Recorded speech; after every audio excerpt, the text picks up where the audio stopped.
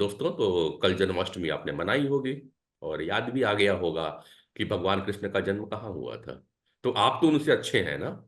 ये आपका जन्म तो बढ़िया घर पे हुआ या किसी अच्छे नर्सिंग होम में हुआ होगा जहां पे आपका केयर करने वाले बहुत से लोग हुए होंगे। जरा कृष्ण की जन्म को याद करिए। कितनी अंधेरी काल कोठरी में हुआ था। जेल के कैद में बंद, जंजीरों में उनके माता पिता बंद थे। कैसे उनको भीगती बरसात में एक स्थान से दूसरे स्थान शिफ्ट कर दिया गया। ऐसा कौन सा भागा होगा जन्म लेते ही उसके माता पिता से उसे दूर कर दिया जाए। तो आपका जीवन तो कृष्ण से कहीं अच्छा है।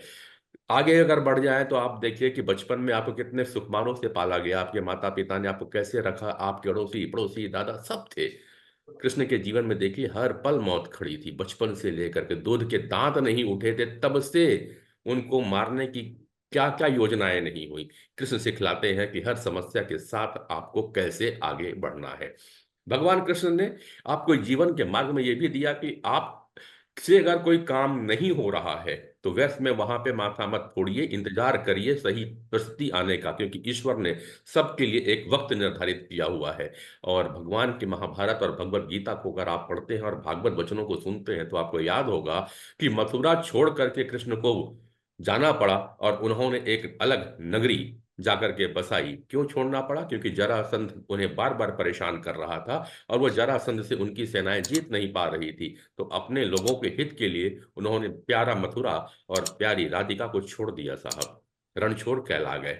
तो फिर आप समस्याओं से क्यों डरते हो भाई? इंतजार करिए, इंतजार करिए पांडवों का जो सद्गुणी थे, जिनके अंदर में रजोगुण था, जो तपस्वी थे, जो त्याग जानते थे, तब तक उनका इंतजार किया जब तक कि वो बड़े नहीं हो गए।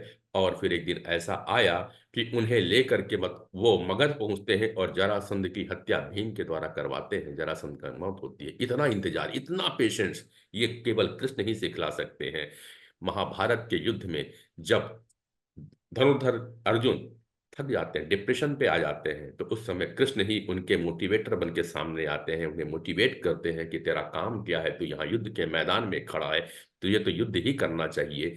और कृष्ण अपने कर्तव्य के पथ से जो विमुख हो गया था, अपने कर्तव्यों की ओर अग्रसर होते हैं और महाभारत में युद्ध को जीतकर पुनः सतो गुण की, तामसिक गुणों से हटा करके सतो गुण का राज्य कायम करते हैं। यह आप सबको पता है, सबको जानकारी है। मस्तक पर दस्तक देने का हमारा उद्देश्य केवल यही है कि हम आपको पल पल याद दिलाते चले जाएं।